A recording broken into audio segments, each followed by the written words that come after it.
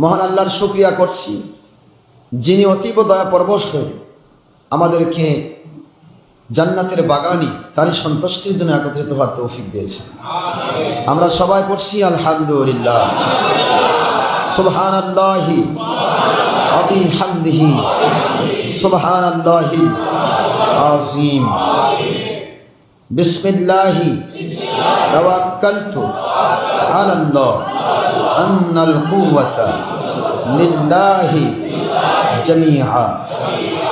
মহান আল্লাহর শুকরিয়া করে নবীজি পাক সাল্লাল্লাহু আলাইহি ওয়াসাল্লাম ওনার প্রতি আমরা লাখো কোটি অগণিত অফুরন্ত সালাম পেশ করছি।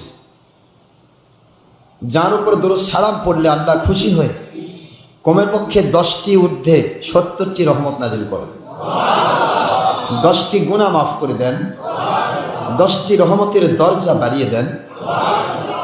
মহান আল্লাহ দয়া ইহসান করে আসমান জমিনের সকল রহমতের দরজা খুলে দেন। রহমতের ফেরেশতাদেরকে দোয়া করার জন্য আল্লাহ পাক দোয়া করার জন্য রহমতের ফেরেশতাদেরকে আদেশ করেন, রহমতের ফেরেশতারা তাদের জন্য দোয়া করে এবং নবীজি পাক সাল্লাল্লাহু আলাইহি সাল্লাম ওনার সুপারিশ তাদের জন্য ওয়াজিব হয়ে যায়। এই জন্য নবীজির উপর দরুদ পড়তে হবে। সবাই পড়ুন সাল্লাল্লাহু আলাইহি ওয়াসাল্লাম। প্রিয় সম্মানিত উপস্থিতি, মুসলমান মুমিন মুত্তাকি ভাইরা, আমরা রজবুল হারাম মাস উপনীত হয়েছি, শেষ পর্বে চলে এসেছি। আগামী সোমবার দিনগত রাত্রি পবিত্র লাইলাতুল মেরাজ, শবে মেরাজের রাত্রি। শবে মেরাজ, যে রাত্রে মেরাজ সংঘটিত হয়েছিল, সেই রাত্রির অনুসরণে এই শবে মেরাজ যে রাত্রে হয়েছিল, ওই রাত্রিতে কিছু আমল করা, ওই রাত্রিতে আল্লাহর সন্তুষ্টির জন্য কোনো আমল করলে ওই রাত্রিকে স্মরণ করা হয়। আল্লাহ বলেছেন ওয়াযকুরু নি'মাতাল্লাহ, আল্লাহ পাক তোমাদেরকে যে সমস্ত নিয়ামত দান করেছেন সেই নিয়ামতগুলি তোমরা কি করো? স্মরণ করো। সুবহানাল্লাহ। তো মেরাজের রাত্রিটি কি আমাদের জন্য নিয়ামত নয়? মেরাজের রাত্রি নিয়ামত, শবে বরাতের রাত্রি নিয়ামত, শবে কদরের রাত্রি নিয়ামত, ঈদে মিলাদুন নবীর রাত্রি নিয়ামত, লাইলাতুল রাগায়েবের রাত নিয়ামত। এমন এমন নিয়ামত এগুলি অন্য কোন নবী রাসূলের নাই। সুবহানাল্লাহ জোরে বলুন। কারণ অন্য নবী রাসূল তো মেরাজ করেন। মেরাজ করেছেন? এই জন্য আমার নবীজি পাক সাল্লাল্লাহু আলাইহি ওয়াসাল্লাম ওনার প্রত্যেকটি কাজ, প্রত্যেকটি অধ্যায়, প্রত্যেকটি ঘটনামূলক জিনিসগুলি, এগুলি স্মরণ করাটাও আল্লাহর ইবাদত। ইয়া উলিল আলবাব قد أنزل الله إليكم ذكر الرسول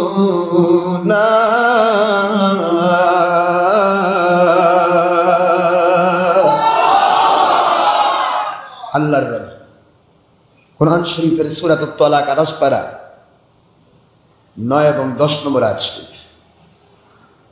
আল্লাহ বললেন, হে মুমিনেরা, মুমিনদের মধ্যে যারা জ্ঞানী, উলিল আলবাব, জ্ঞানী সমাজ, বিবেকবান, বুদ্ধিমান, নির্বোধ নয়, জ্ঞানী সমাজ যারা, তাদের বলা হলো জ্ঞানী বা জ্ঞানবান। যিনারা হচ্ছেন বুদ্ধিমান, বিপরীত হচ্ছে নির্বোধ। বিপরীত কি? নির্বোধদেরকে ডাকতেছেন আল্লাহ। নির্বোধ কিন্তু আল্লাহ কাউকে বলেনি, বলেছে যারা নবীকে চিনে না তারা নির্বোধ। আল্লাহ ডাকলেন জ্ঞানীদেরকে। কাদেরকে? জ্ঞানীদেরকে ডেকে বোঝাচ্ছেন যারা বুঝবে এটা তারা জ্ঞানী, আর যারা বুঝবে না তারা নির্বোধ। লেখাপড়া করুক আর না করুক এটা প্রশ্ন নয়, যে বুঝবে সে কি, আর যে বুঝবে না নির্বোধ। সেটা দলের স্বার্থ হতে পারে, জ্ঞানহীনতার কারণে হতে পারে, জ্ঞানহীনতার কারণে হতে পারে নির্বোধ, অথবা দলের স্বার্থে, দুনিয়ার স্বার্থে নির্বোধ সেজেছে। বাবা বোবা ওইরকম হয় না? অনেক জায়গাতে দেখে বোবা সাজছে, ওই কিন্তু আসলে কথা বলতে পারে, কিন্তু বোবা সাজা আছে, যাতে করে ওর কাছ থেকে কোনো কথা খুলে নিতে না পারে।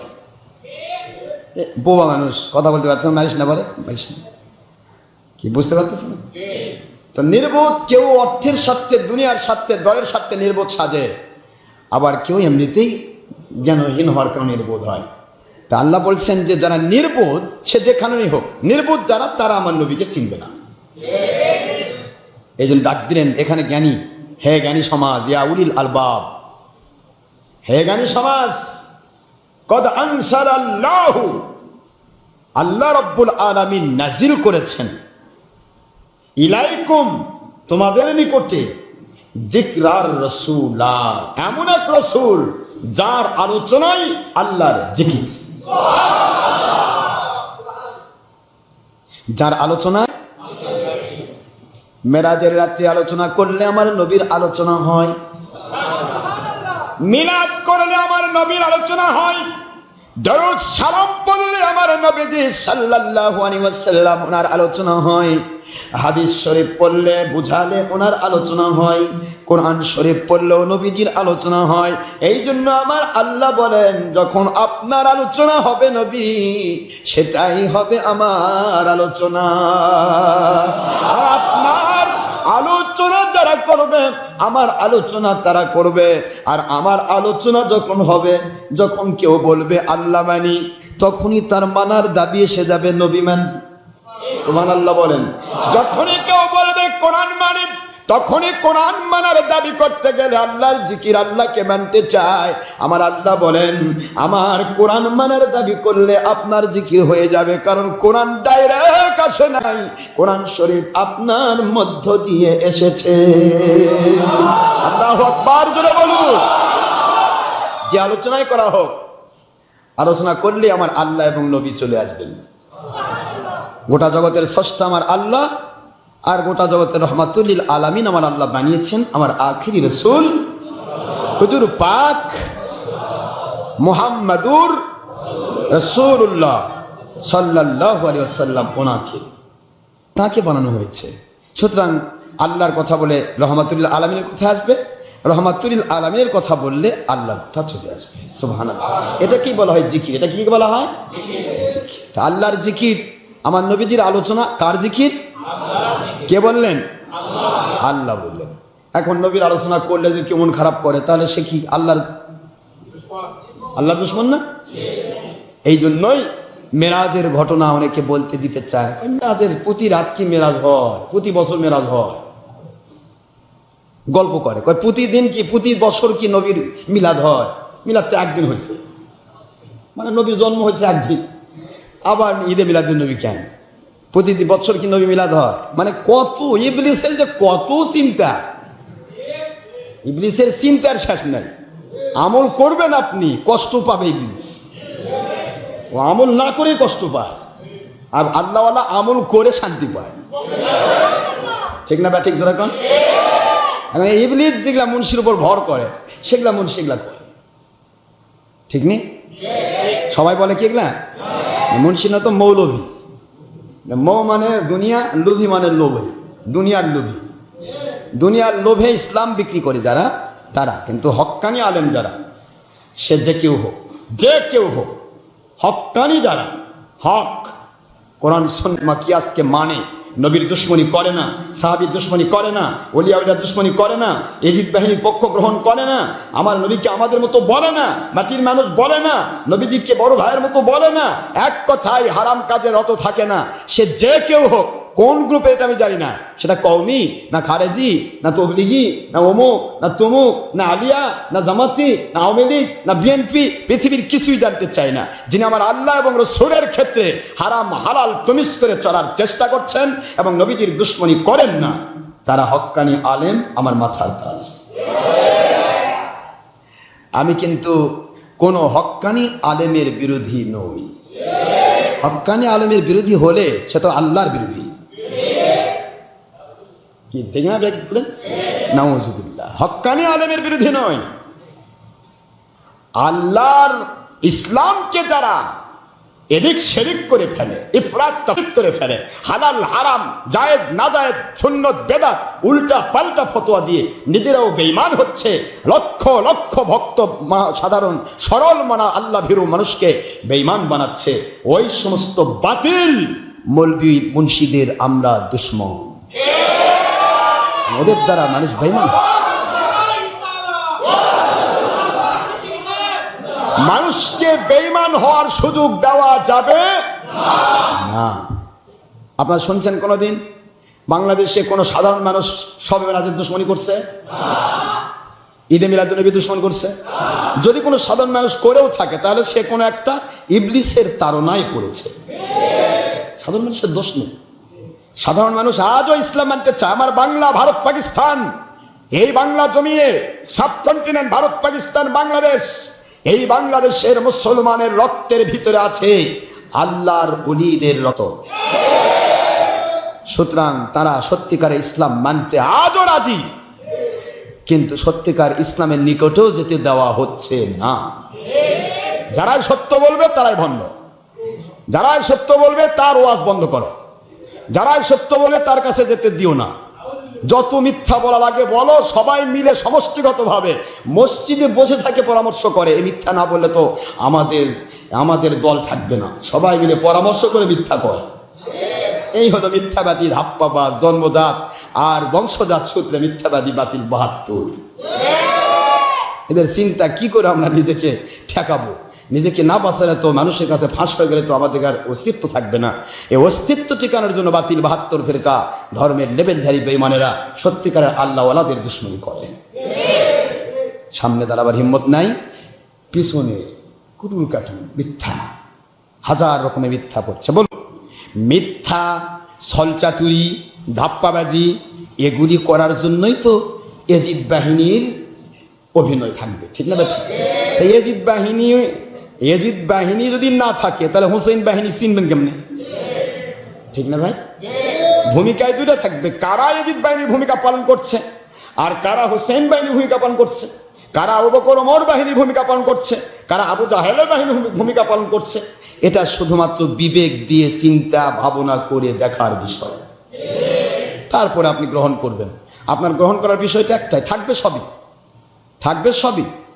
একই ঝুড়িতে পচা আমও থাকবে, কাঁচা আম থাকবে, অর্ধ পাকা আম থাকবে, বেশি পাকা আম থাকবে। এখন আপনাকে বাছাই করে নিতে হবে। পচাটা তুলে নিয়ে যে বলেন পুরা ঝুড়ি আমি পচা, তাহলে হলো? আপনার সিলেকশনে ভুল। সুনত কামড় দিয়ে বলতেছেন দই খাবো, আসলে কি দই খাইছেন না চুন খাইছেন? কালারটা একরকম, চুন আর দইয়ের কালার একই। চুন খেয়ে মুখ পুড়ে গেছে, দই দেখে ভয় পাচ্ছে, বাবা এরা সব এক। মুখ পুড়ে, চুন খাইছেন মুখ পুড়ে গেছে, দইয়ের কাছে গেলে মুখ ঠান্ডা হয়ে যায়। দুনিয়ার মুসলমান বুঝতে হবে, বর্তমানে যদি আপনি আল্লাহ রব্বুল আলামিনকে মানতে চান, এই মুহূর্তে আল্লাহ রব্বুল আলামিনের ওহী আর নাজিল হবে না।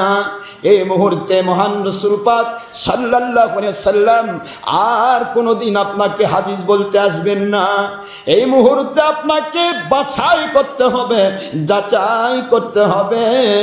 উলিল আমরি মিনকুম, সুবহানাল্লাহ বলেন। আল্লাহ বললেন উলিল আমর যারা কিয়ামত পর্যন্ত তারাই হবে সত্যিকারের ইসলাম, সত্যিকারের আল্লাহ এবং নবীজির ইসলাম, সেই আল্লাহ এবং রাসূলের সত্যিকারের ইসলাম, জেনুইন ইসলাম তারাই তোমাদের উপহার দেবে। তাদের কাছে যাও, তাদের কাছে গেলে তোমরা সত্যিকার ইসলাম মেনে দুনিয়াতে শান্তি পাবে, আখিরাতে জান্নাতি হয়ে যাবে।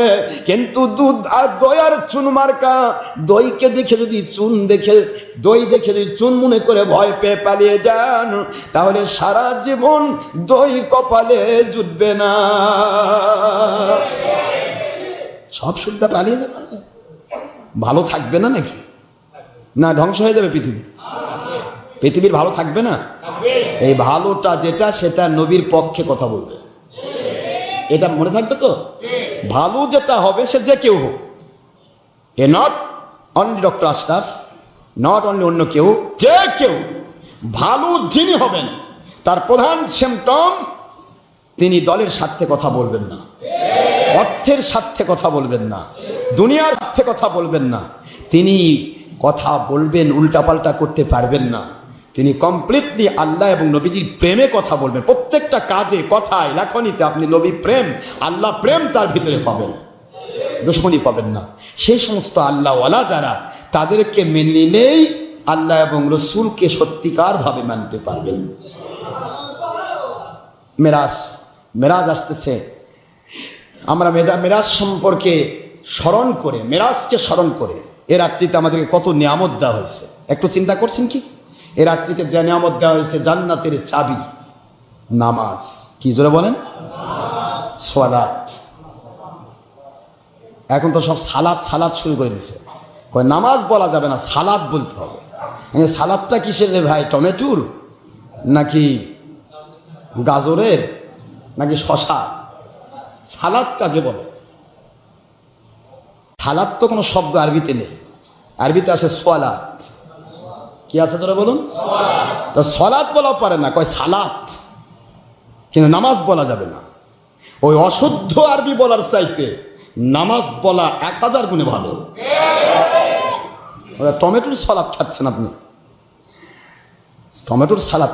সালাদ একটা আর সলাত একটা। সলাত হচ্ছে আরবি শব্দ সোয়াদ দিয়ে। কি দিয়ে? সোয়াদ দিয়ে। আমি দেখতেছি ইদানিং কিছু বইতে লিখতেছে সালাত, ফজরের সালাত কয় রাকাত। কাম খাইছে রে, ফজরে আবার টমেটো আসলো কোত্থেকে? হ্যাঁ, তার মানে বাতিল ফেরকা যতই শুদ্ধ করবার চায় তার ফাঁকের মধ্যে অশুদ্ধ হইল। ফাঁক, হাজার মিথ্যা কথা বলবে, ওর মিথ্যার মধ্যেই ধরার একটা পথ খোলা থাকবে, ওই দিক দিয়ে বোঝা যাবে না মিথ্যা। বুঝতে পেরেছেন?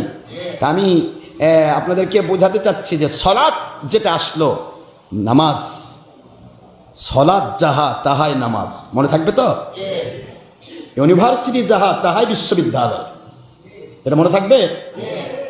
এখন যদি বলেন ইউনিভার্সিটি মানি বিশ্ববিদ্যালয় মানি না, তাহলে এটা যেমন বোকামি হবে, এটা যেমন নির্বুদ্ধিতা হবে, অনুরূপ ভাবে সলাত আর নামাজ একই জিনিসই হবে। সলাত আর নামাজ শব্দটা ফার্সি।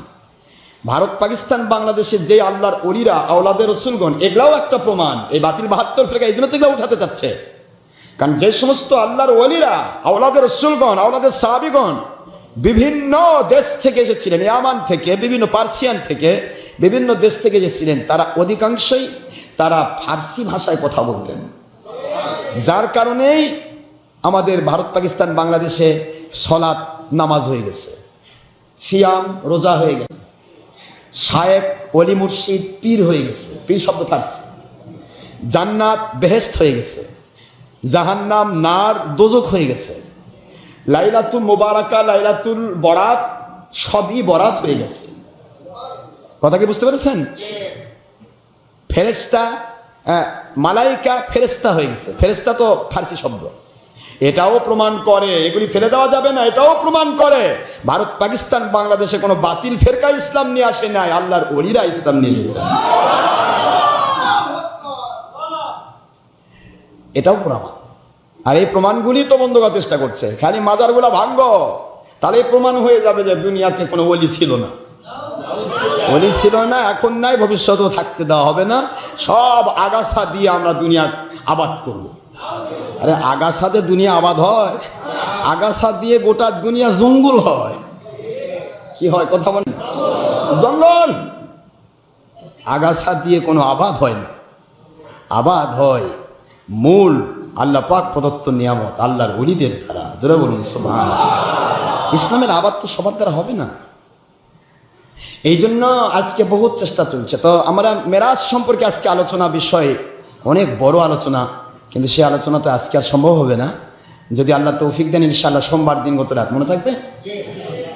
সোমবার দিনগত রাত্রে একটু আলোচনা আমরা করবো, 11টা-12টার মধ্যে ইনশাআল্লাহ শেষ করা হবে। আপনাদের কষ্ট হয়, কারণ একাধারে এই মেরাজের পরে আবার শবে বরাত আসতেছে, মাত্র 20-22 দিনের ব্যবধানে, 20-25 দিনের ব্যবধানে। আপনাদের অনেক কষ্ট হয়, যার কারণেই মেরাজটা আমরা সারা রাত এবার যাপন করছি না। যারা করবেন করতে পারবেন, সারা রাত্রি আমরা আপনাদের করছি না। এটা পরবর্তীতে যেহেতু শবে বরাত আসতেছে, শবে বরাত, শবে কদর, ঈদে মিলাদুন্নবী, এই 3টা রাত প্রতি বছর ইনশাআল্লাহ সেদিন যে সারা রাত ফজর পর্যন্ত আমরা জাগিয়ে দেব ইনশাআল্লাহ বলেন। আর মেরাজের রাত্রিতে 11টা-12টার মধ্যে ইনশাআল্লাহ আপনাদের ছেড়ে দেওয়া হবে। এরপর ইচ্ছা মতো আপনি ইবাদত করতে পারবেন, রাত্রি জাগরণ করতে পারবেন, ইচ্ছা করে এখানেও থাকতে পারবেন, বাড়িতেও যেতে পারবেন। এটা আপনাকে এখতিয়ার দেওয়া হবে, এখতিয়ার দেওয়া হবে। আর মেরাজের রাত্রে কিন্তু তবারকের ব্যবস্থা করতে হবে ইনশাআল্লাহ। এখন এই তবারক আল্লাহর রাস্তায় সেদিন যে কয়জন আসবেন, যে কয় হাজার আসবেন বা 500 আসবেন, সবচেয়ে কয়জন আসেন, সবাইকে সে তবারক বর্ণন করা হবে, আল্লাহ যদি তৌফিক দেন। এটার উপর ভিত্তি করে কেউ যদি অংশগ্রহণ করতে চান, মন চায় যে আমরা কিছু দিতে চাই আল্লাহর রাস্তায়, তাহলে সেটা আপনারা অংশগ্রহণ করতে পারবেন। এইটা দেওয়া হলো এই জন্য যাতে করে এই ফজিলত থেকে আপনি বঞ্চিত না হন, ফজিলতটা যেন আপনারা পান, এই পাওয়ার জন্য এই সুযোগটা দেওয়া হলো। এছাড়া আপনার কোনো জুলুম নয়, দিতে হবে, কেন দিবেন না, অথবা চাওয়ার পাওয়ার আশায় নয়।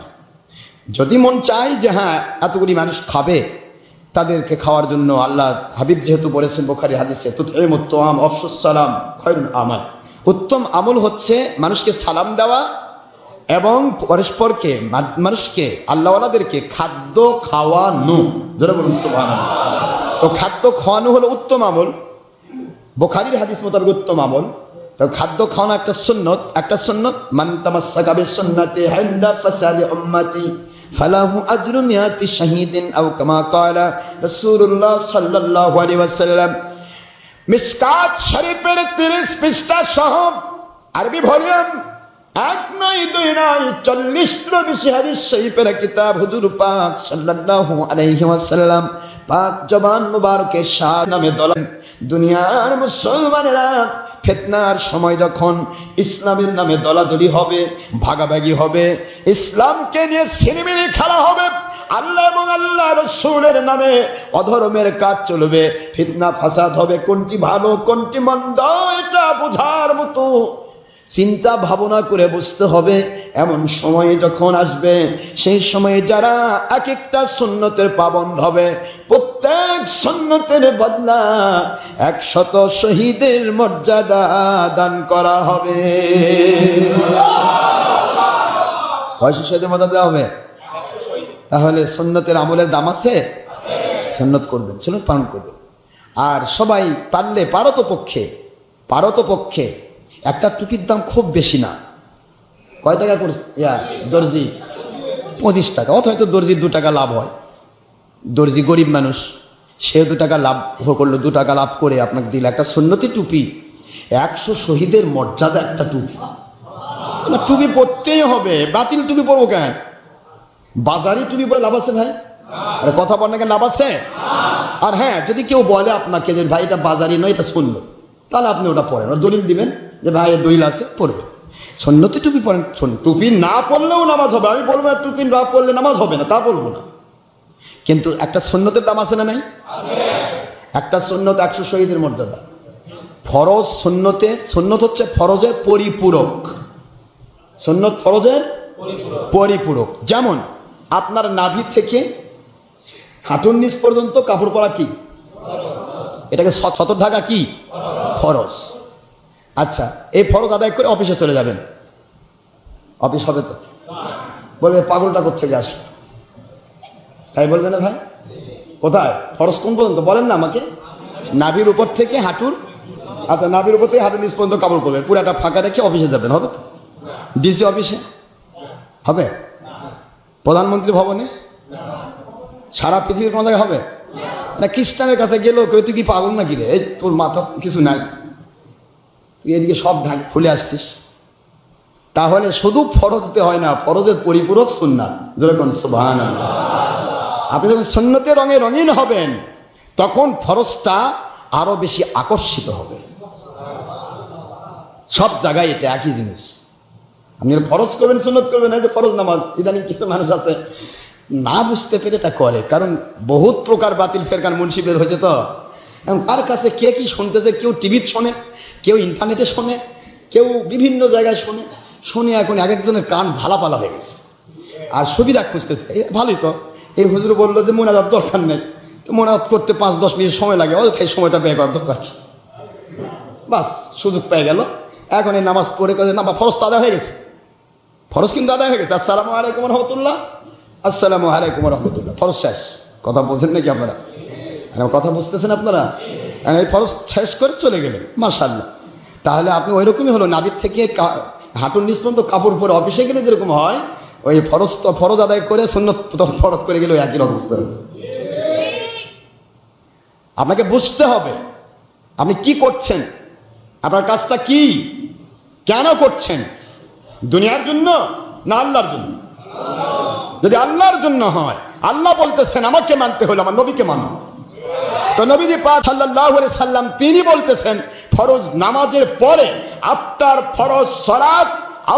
ফরজ সালাত দোয়া মাস্ট বি গ্রান্টেড। ফরজ নামাজের পরে অবশ্যই দোয়া কবুল হয়। তাহলে আমার নবীজি পাক সাল্লাল্লাহু আলাইহি সাল্লামকে অ্যাভয়েড করে আপনি চলে যাচ্ছেন, আপনি আল্লাহ মানলেন না। ওই একই কথা তো গত সপ্তাহে বললাম না, বাবা বলছে আব্বু তুমি কি আমাকে মানবে? জি আব্বু আপনাকে মানবো। আচ্ছা আমি বলে গেলাম তোমার আম্মু যা বলবে তাই মানবে, তাই করবে, ওটাই আমার আদেশ। আব্বু বাড়িতে চলে গেল, আম্মু বলতেছে বাবা এটা কর। কয় না তা তো করার কথা না, আমি আব্বুর কথা মানবো, আপনার কথা তো মানবো না। কি বুঝলেন কিছু? আব্বুই তো আম্মুকে মানতে বলেছে, সে বলতেছে কি আব্বুকে মানবো, আম্মুর কথা আসলে কি সে আব্বুকে মানলো? এটা তো একই জিনিস হলো। আল্লাহ বলতে, আপনি বলছেন আমি আল্লাহ মানি, আমি আল্লাহর হুকুম মানি, আমি ফরজ মানি, আর ওই আল্লাহ বলছেন আমার নবী যা করতে বলেন তা কর, এটা আমার আদেশ। ওয়াম্মা আতাকুমুর রাসূল ফাখুযুহু ওয়ামা নাহাকুম আনহু ফান্তাহু।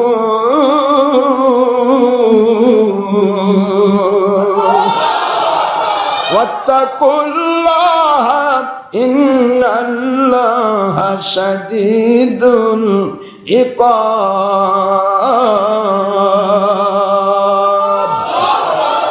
28 পারা সূরাতুল হাসর আয়াত শরীফ নম্বর 7। রব্বুল আলামিন বললেন আমাকে যদি মানতে চাও আমার আদেশ পালন করো।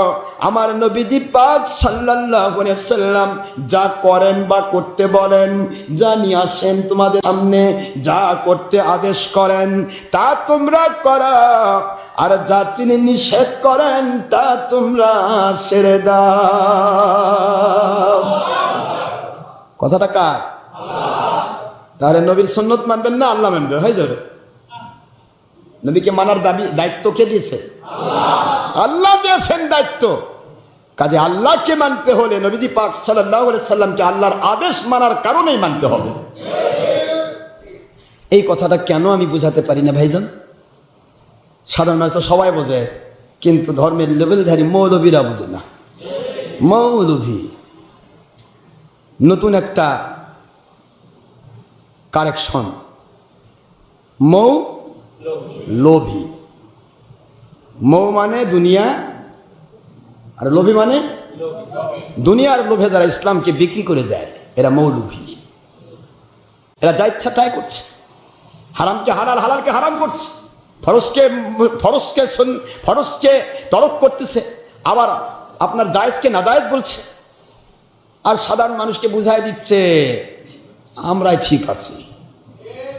আর যারা অন্ধভক্ত, এই সমস্ত ধর্মের লেভেলধারী বেঈমানদের যারা অন্ধভক্ত, ওই সমস্ত সুদারু ঘুষারু, ওই সমস্ত 22 নম্বর 2 নম্বর মানুষগুলো, তারা তাদের খপ্পরে পড়ে সুরে সুরে মাস্তুতো ভাই আসো ভাই সব 2 নম্বর সুবিধা ভাগ করে খায়, বড় বড় মুসলমান দাবি করে যায়, আর জাহান্নামে একসাথে ঢুকে যায়।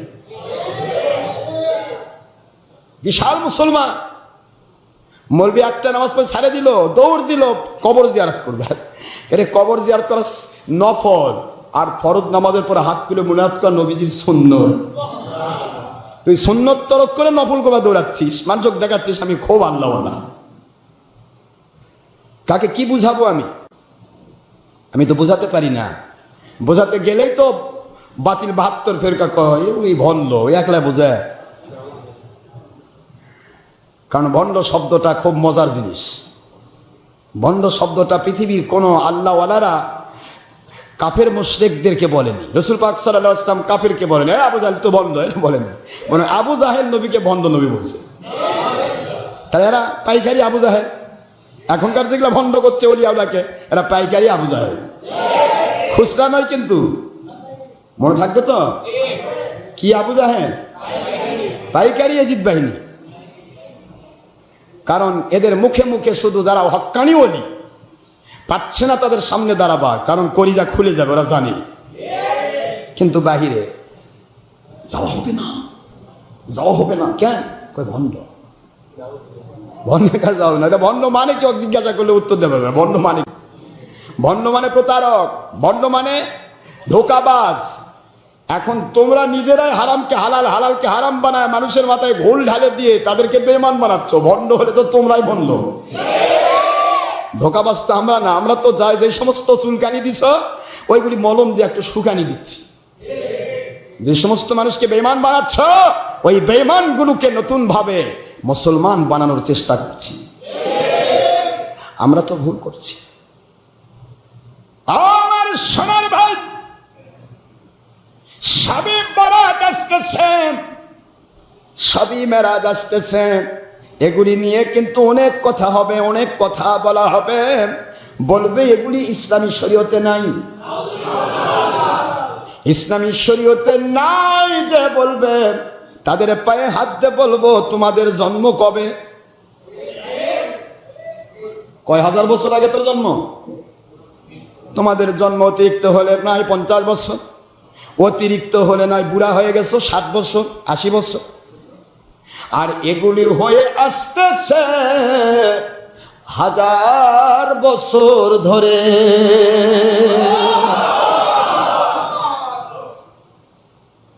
এগুলি তোমরা পাবে কেন? তোমার জন্ম তো কেবল হলো, জন্ম হয়ে মা তুমি কিছুই বোঝো না। মা কয় বাবা আমার পেট থেকে বের হয়ে আমি কিছু বুঝি না, তুই বুঝিস সব। কি বুঝনি আল্লাহ? মা বাবার উপর যায় মাস্তানি করতে চায়, এটা ভালো সন্তান? কথা বলেন না কেন জোরে? মা বাবা, মা বাবা তারা আপনাকে জন্ম দিয়েছে, তাদের ওসিলায় আল্লাহ পৃথিবীতে পেশ করেছেন। সুবহানাল্লাহ পড়বেন না? আমার বড় মজা লাগে, আমার কথাগুলি বলে মজা লাগে। যত বাতিল ফেরকার চুলকানি তত ঔষধ দিয়ে খুব মজা। চুলকানি নাই, ঔষধ দিবেন কোথায়? এরা কই ওসিলা মানি না, ডাইরেক্ট আল্লাহ থেকে নেব। আমি কই ভাই আল্লাহ তো বলেছেন নাম ইয়ালিদ ওয়া লাম ইউলাদ, আমি কারো জন্ম দেই না, কারো থেকে জন্ম নেই না, তা তোকে জন্ম দিল কে? কথা কয় না বলেন, আমার বুঝাই দেন। আমি যে দেখ যারো সন্তান কই, অবৈধ সন্তান কই, কি জন্য কই? কয় ডক্টর আসলে গাল পারে, আমার ঠেকা বাচ্ছে গাল পাচা। তুমি নিজে নিজে চুলকায় তোমার গায়ে ঘা করবা, আমি ক্যান্সার থেকে বাঁচানোর জন্য মলম লাগাতে পারবো না। না গাল পারে, আরে গাল পারবো কেন? তুমি তো বলতেছো আজ বাতিল ফেরকার সবার একই কথা। খারেজি কন, তুবলিগি কন, সুরমুনাই কন, ওহাবি কন, জাত কন, কয় যে ওসিলা আবার কি? কিসের ওসিলা? ডাইরেক্ট আল্লাহ থেকে নেব। তাহলে ডাইরেক্ট আল্লাহ থেকে নেব, ঠিক আছে। ডাইরেক্ট আপনাকে আমি পৃথিবীতে পাইলাম থেকে, আমি এটা দেখতে চাই। ডাইরেক্ট আল্লাহ আপনার জন্ম দিতে, আল্লাহ তো কাউকে জন্ম দেয় না। আল্লাহ তো কাকো, তাহলে তোকে জন্ম দিল কে? কথা করছেন না কেন? তো ওই তো করছে ওসিলাই মানি না। কথা বোঝেননি? পৃথিবীতে সন্তান তৈরি হওয়ার শিলা দরদি মা আর বাবা।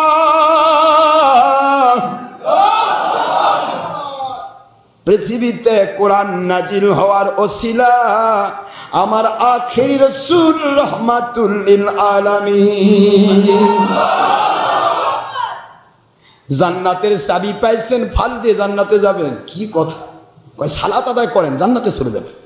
কিন্তু সালাত যেই শবে মেরাজে পাওয়া গেছে সে শবে মেরাজ মানি না। কথা বোঝেন নাকি বোঝেন না? সালাত কোন মাসে নাজিল হয়েছে? সলাত, আমরা তো সালাত কই না, সলাত। সলাত কোন মাসে নাজিল হয়েছে? রজবুল হারাম মাসে। সব পবিত্র মেরাজ রজনীতে আমার আল্লাহ পাক আমার নবীজি পাক সাল্লাল্লাহু আলাইহি সাল্লামকে 5 ওয়াক্ত সলাত হাদিয়া দিয়েছেন।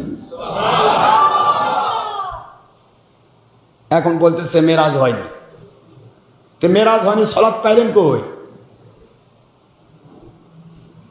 সলাত তো আল্লাহ দিলেন।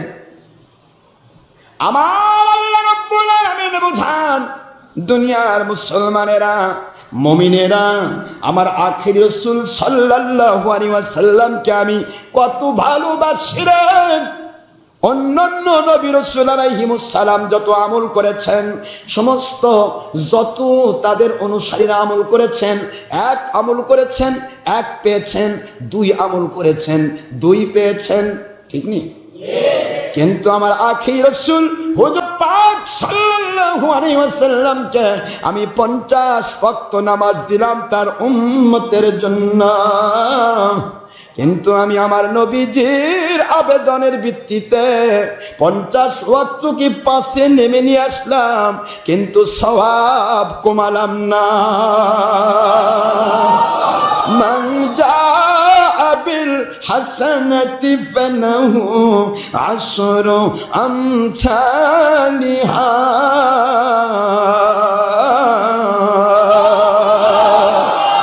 আমার বন্ধু ও আমার হাবিবি হুজুর পাক সাল্লাল্লাহু আলাইহি ওয়াসাল্লাম 50 ওয়াক্ত নামাজকে আমি আল্লাহ, 50 ওয়াক্ত সালাতকে আমি আল্লাহ আপনার মহব্বতে আমি কমিয়ে পাশে নিয়ে আসলাম। 5 ওয়াক্ত কোয়ান্টিটিটা শুধু কমে দিলাম, কিন্তু 5 ওয়াক্ত নামাজ আদায় করলো যারা, দিনে 50 ওয়াক্ত নামাজের মর্যাদা আমি দান করব।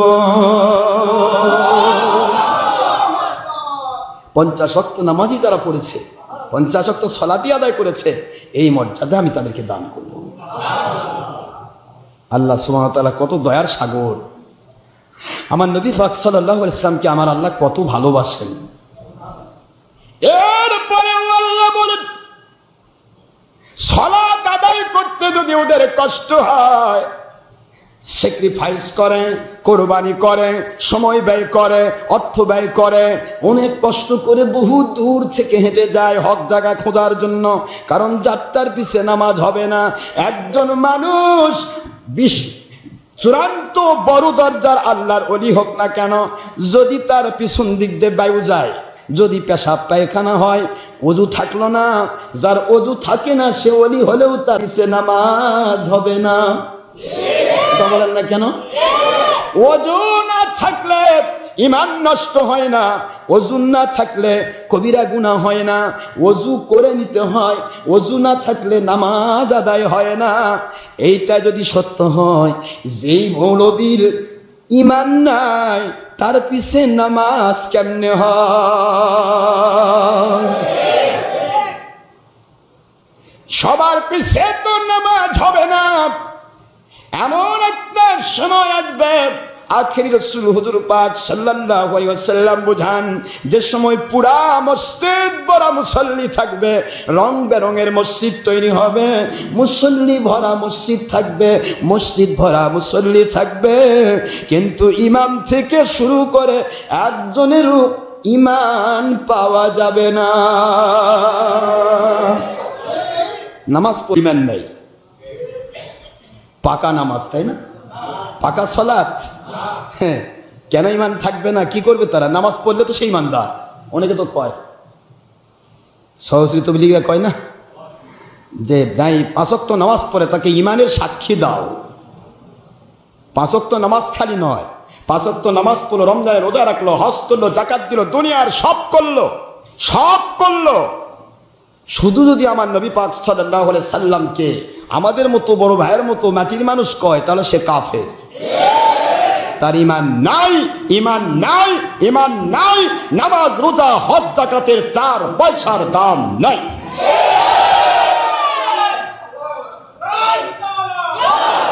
সারা দুনিয়ার সব করবেন আপনি, সব করবেন। এতদূর যাচ্ছেন কেন? সব করেছেন, যে 5 ওয়াক্ত নামাজ পড়ে তাকে সাক্ষী দাও না। 5 ওয়াক্ত নামাজ চোরেও করে, 5 ওয়াক্ত নামাজ কাদিয়ানিও পড়ে। বল, কাদিয়ানিরা মুসলমান? 5 ওয়াক্ত নামাজ কে পড়ে না?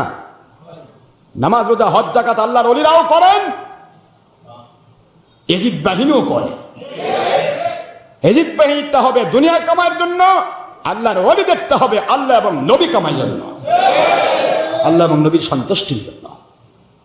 নামাজ তো সবাই পড়ে, পড়বে না কেন? নামাজ তো ফরজ আইন, রোজা ফরজ আইন, হজ ফরজ আইন, যাকাত ফরজ আইন, করতেই হবে যে মুমিন দাবি করবে।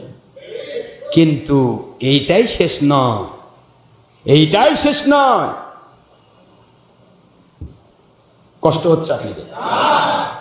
ঘরটা বানাইছি, এই ঘরটা হয়েছে না মসজিদ? 4 কর্নারে 4 খুঁটি, মাঝখানে 1 খুঁটি, ঠিক আছে তো?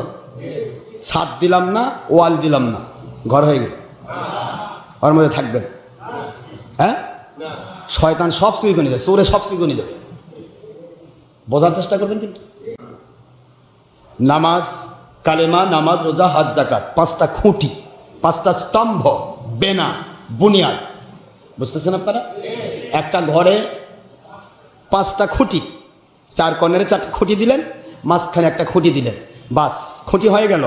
ছাদ দিলেন না, ওয়াল দিলেন না, নিচে কিছুই করলেন না। এখন 5 কোটি টাকার সম্পদ রাখবেন, চোর সব নিয়ে যাবে না? কথা কয় না?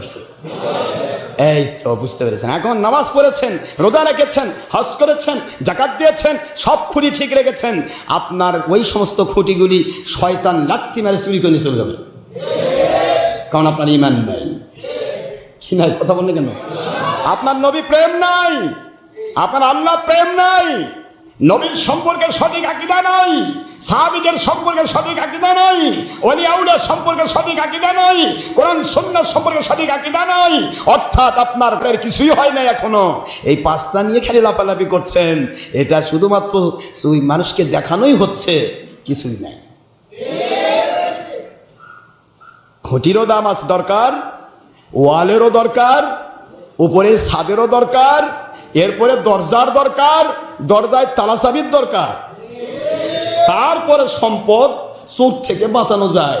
আমার আল্লাহ কয়, শয়তান নামক চোর দুনিয়ার মাল চোরের চাইতে ভয়ঙ্কর। কারণ দুনিয়ার মাল চোর, সে চাবি ভাঙ্গে ঢোকা লাগে, আর শয়তান তোমাদের রগ রেশার মধ্যে ঢুকে চুরি করার চেষ্টা করে। কোন দিক থেকে আপনার ঈমান ধ্বংস করে দিবে? উপরে লেবে দেখে নামাজ পড়ছি, রোজা রাখছি, হজ করেছি, যাকাত দিয়েছি, ফাল দিয়ে জান্নাতে গেছি। ওরে বাবা, এতই সহজ? আপনাকে আল্লাহওয়ালা হওয়ার জন্য আল্লাহর ওলিদের কাছে যাওয়া ফরজ। কেন? সত্যিকারের ইসলাম নামক সম্পদটা শয়তান যেন চিলের মতো ছো মেরে নিয়ে যেতে না পারে, ওই প্রোটেকশন তৈরি করার জন্য।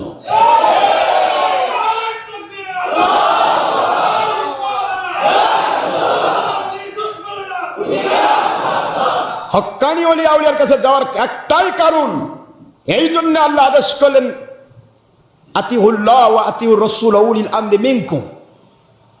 আমার আল্লাহ আদেশ করলেন, তোমরা আল্লাহকে মানো, নবীজি পাক সাল্লাল্লাহু আলাইহি ওয়াসাল্লাম ওনাকে মেনে নাও, আর হক্কানি উলিল আমরকে মেনে নাও। কারণটা কি? আল্লাহ তো এক কথায় বলে দিতে পারতেন, কোরআন মানো আর হাদিস মানো, হয়ে গেছে। কেন? কারণটা কি? আল্লাহ বলছেন, বুঝাচ্ছেন, ইসলাম তুমি 1000 মানতে চাও, মুরগির বাচ্চা যদি মা মুরগির সামনে না থাকে, 1000 বাচ্চার জন্য একটা সিঁড়ি যথেষ্ট। আর মা মুরগি যদি খাতে থাকে, 1000 সিল একটা বাচ্চা নেওয়ার ক্ষমতা রাখে না।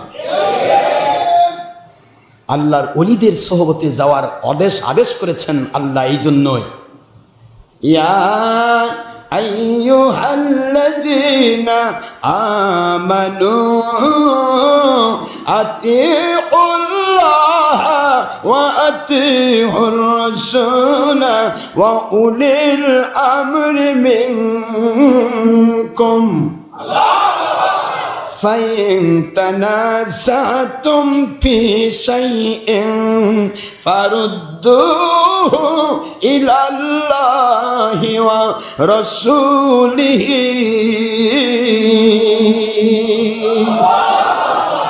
Allah speaking of believers of disbelievers of this world.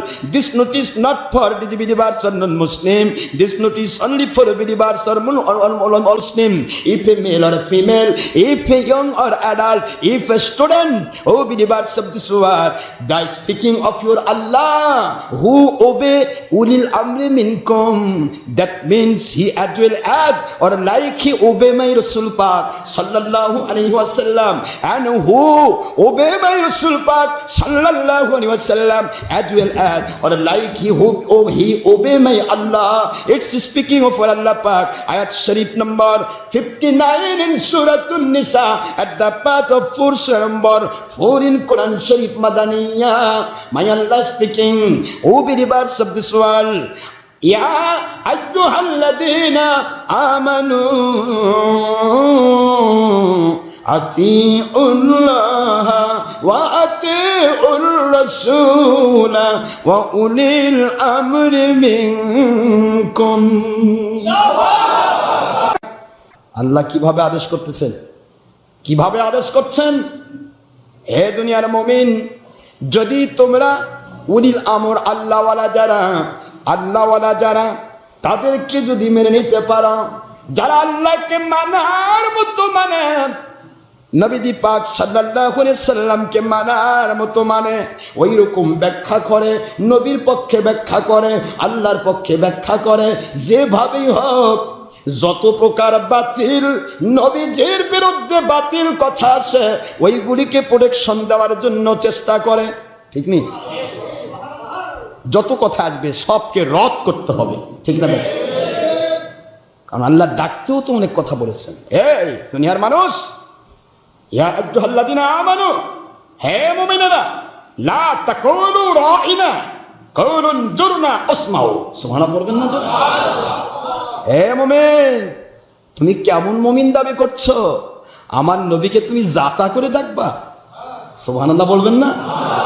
খবরদার, অন্যান্য দিকে রাইনা বলে ডাকো, আমার নবীকে উনজুরনা বলে ডাকো। কারণ অন্যকে যেমন ডাকো তেমন ডাক আমার নবীকে দিও না।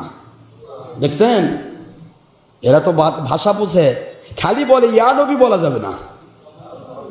আমার নবীকে কিভাবে ডাকার কথা আল্লাহ বলেছে, এই কথা বলতে গেলে আমার অনেক সময় লাগবে। নবীর শানে কি আদব! একটাই শব্দ আরবি, ওই আরবি শব্দটার ভিতরে যদি হুবহু অর্থের বাহিরে কোনো খারাপ অর্থ থাকে, ওই খারাপ অর্থ যেই শব্দটার মধ্যে আছে ওইটা আমার নবীর নামে লাগানো যাবে না। সুবহানাল্লাহ জোরে বলুন। কি কথা! আমার আল্লাহর আদেশ, খবরদার আমার নবীকে রাইনা বলে দেখো না।